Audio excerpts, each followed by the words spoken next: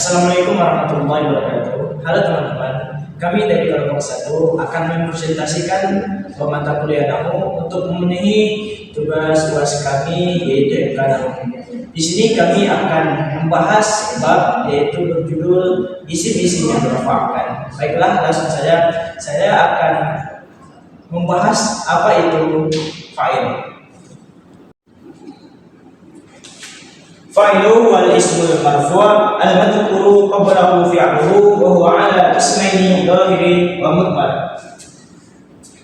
Fa'il ialah isim rafa' yang disebutkan sebelum fi'ilnya, dan fa'il itu terbagi atas dua, yaitu zahir dan mudmar.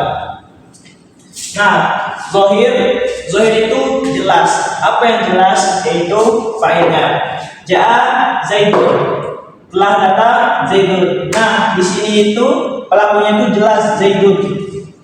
Yang kedua, mudmar, kata ganti. Darabtu Muhammad, saya telah memukul Muhammad. Nah, tuh di sini adalah kata ganti dari ana. Nah, domir-domir itu terbagi menjadi 15, yaitu wa humahum, iya humahunna, anta antum antum, anti antum antuna, ana nahnu. Nah, fa'il itu pasti jatuh setelah fi'il. Setiap ada fi'il pasti ada fa'il. Isim-isim yang dibaca rafa yang kedua itu ada naibul fa'il, yaitu wal ismul marfu' alladzi lam yuzkar fa'iluhu, yaitu isim rafa yang tidak disebutkan fa'ilnya. Nah, di sini syarat-syarat naibul fa'il itu ada 3. Yang pertama, naibul fa'il berupa kalimat pasif atau majhul. Yang kedua, naibul fa'il itu di'irabi i'rab rafa. Yang ketiga, naibul fa'il jatuh setelah fi'il. Nah, di sini naibul fa'il ketika fi'il madhi yaitu rumusnya tsumma awaluhu wa qasirama qabla akhirih, yaitu didomahkan awalnya dan dikasrahkan sebelum huruf terakhir. Contohnya, nah di sini kalimat aktifnya qara'tul Qur'ana, saya telah membaca Al-Qur'an. Nah, di sini fa'ilnya itu jelas ada saya. Nah, ketika dipasifkan quri'al Qur'an, nah di sini fa'ilnya tidak ditampakkan. Kenapa dia quri Al-Qur'an? Karena dia berupa fi'il madhi seperti rumus awal, yaitu dumma awaluhu wa qasirama qabla akhirih. Yang kedua itu naibul fa'il ketika fi'il mudhari. Rumusnya itu dumma awaluhu wa futihama qabla akhirih. Didomahkan awalnya dan difathahkan sebelum huruf terakhirnya. Contohnya kalimat aktifnya yadribul baba. Di sini fa'ilnya itu nampak yaitu yadribu, dia laki-laki telah memukul pintu. Nah, ketika dipasifkan, dimajhulkan, naibul fa'ilnya tidak ditampakkan atau fa'ilnya itu tidak ditampakkan. Seperti yudrabul babu. Kenapa yudrabu? Karena dia berupa fi'il madhi. Rumusnya itu dumma awaluhu wa futihama qabla akhirih. Didomahkan awalnya dan difathahkan huruf sebelum terakhirnya. Oke guys, jadi di sini aku akan menjelasin bagian dari isim-isim yang dibaca rafa yang ketiga, yaitu mubtada dan khobar. Dan di sini pengertian mubtada itu sendiri yaitu al-mubtada'u ismu raf'u mu'abbadu al-qudlah din amirin mujarradu. Mubtada yaitu isim yang selamanya dibaca rafa dan terbebas dari setiap lafaz amil. Dan di sini mubtada itu terbagi menjadi 2. Yang pertama mubtada dhahir dan yang kedua mubtada mudmar. Dan untuk arti dhahir sendiri adalah jelas dan mudmar adalah sebagai kata ganti. Untuk contoh yang pertama yaitu Zaidun qa'imun. Di sini yang menjadi contoh mubtada dhahirnya yaitu lafaz Zaidun karena bentuk kalimatnya itu jelas. Dan yang kedua yaitu mubtada isim mudmar. Contohnya yaitu nahu muslimuna. Nah, dan di sini yang menjadi contoh mubtada mudmarnya yaitu lafaz nahnu karena sebagai kata ganti. Dan untuk isim mudmar sendiri itu ada 14, yaitu wa humahum, ya humahunna, anta antuma antum, anti antuma antuna, ana nahnu. Dan yang kedua yaitu khobar yang artinya jatuh setelah mubtada. Dan di sini khobar itu terbagi menjadi dua. Yang pertama khobar mufrad dan yang kedua khobar ghairu mufrad. Dan untuk contoh pertama yaitu di sini ada lafaz Zaidun qaimun. Dan di sini yang menjadi penanda khobar mufradnya itu adalah lafaz qaimunnya. Dan yang kedua adalah khobar ghairu mufrad. Dan di sini ada contoh Zaidun fiddari. Nah, di sini di khobar ghairu mufrad itu terdiri dari beberapa jumlah. Ada jumlah fi'liyah, jumlah ismiyah, jumlah jar majrur dan jumlah isim dzaraf. Nah, dan untuk contoh Zaidun fiddari ini terdiri dari jumlah jar majrur, dan di sini yang menjadi khobar ghairu mufrad yang terdiri dari jumlah jar majrurnya adalah lafaz fiddari. Lanjut ke pembahasan yang keempat, yaitu tentang kana dan saudara-saudaranya. Kana wa akhwatuha wa innaha tarfa'u isma wa tansibul khabar. Ketika kemasukan amil kana dan saudara-saudaranya, maka dia menjadi merupakan isim dan menasabkan khabar. Seperti contoh di sini ada Zaidun qaimun.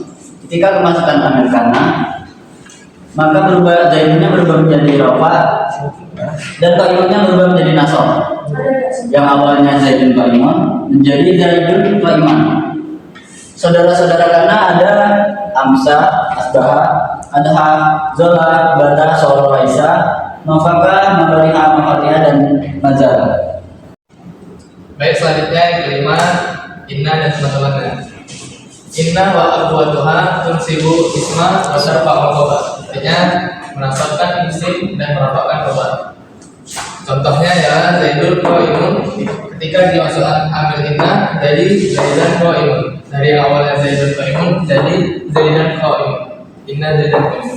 Dan teman-temannya inna, anna, lakinna, karena, leta, la'ala. Baiklah teman-teman, berikutnya yaitu materi mengenai tabi di dalam i'rab rafa. Tabi di sini yaitu sebuah lafaz yang mengikuti manutnya karena sebuah alasan. Di sini tabi di sini ada asal, yaitu berupa naat, atof, taukid dan juga badal. Nah, langsung saja yang pertama mengenai naat. Kalau ditinjau mengenai pengertiannya, naat adalah isim yang mengikuti manutnya dalam beberapa segi. Langsung saja kepada contoh.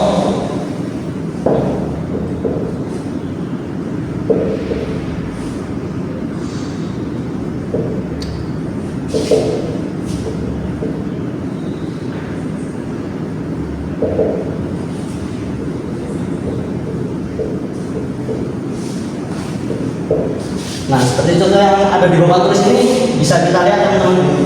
Ja'a Zaidun al-Aqilu. Nah, di sini yang posisinya menjadi naat yaitu lafaz al-Aqilu, dan dia itu karena naat tentunya dia adalah tabi. Mana yang diikuti yaitu Zaidun. Nah, adanya naat di sini tentunya dia dirofi rofa karena makhluknya juga rofa, dan ini juga cocok antara makhluk dan nakirnya. Secara singkat naat seperti itu teman-teman. Dan yang kedua yaitu atof.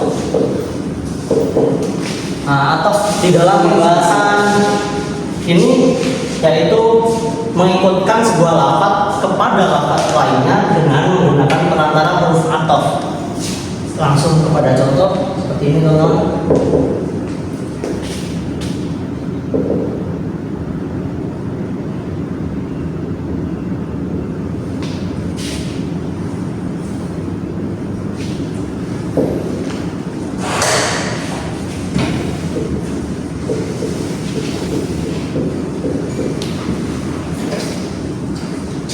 Nah, di sini atof yang kita atofkan yaitu lafaz sakhoun.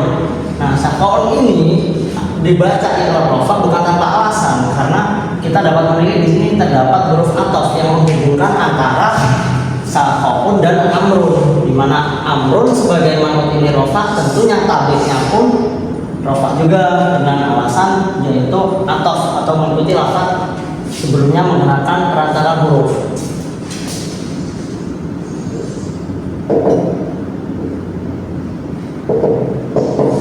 yaitu taukid. Apa teman-teman taukid? Taukid di sini yaitu sebuah lafaz yang memperkuat lafaz sebelumnya untuk menghilangkan keraguan musamma. Seperti contoh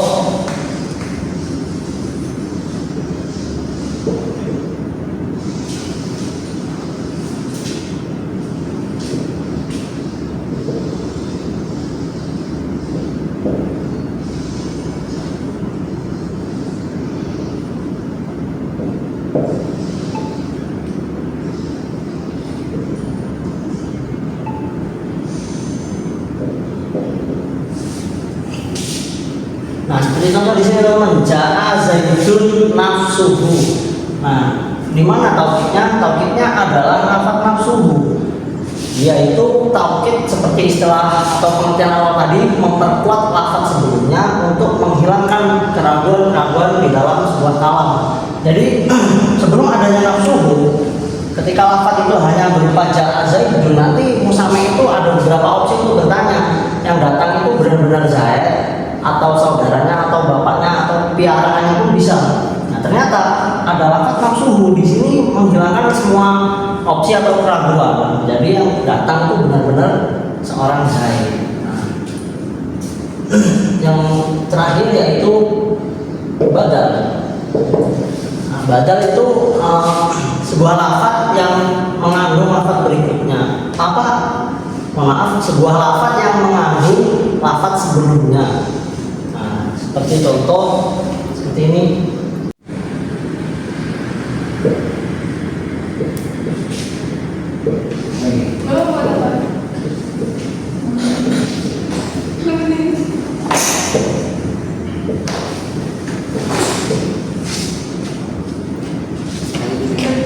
Nah, yang terakhir ini teman-teman daripada tapi yaitu badal. Nah, di sini yang menjadi badal yaitu lafaz akhuka.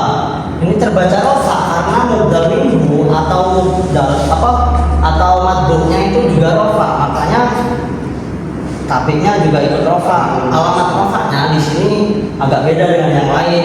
Yang lain kan cuma isim-isim mufrad biasa. Kalau ini asmaul khamsah di mana rofanya itu menggunakan wawun. Nah, sekian materi tabi pada bab rofa.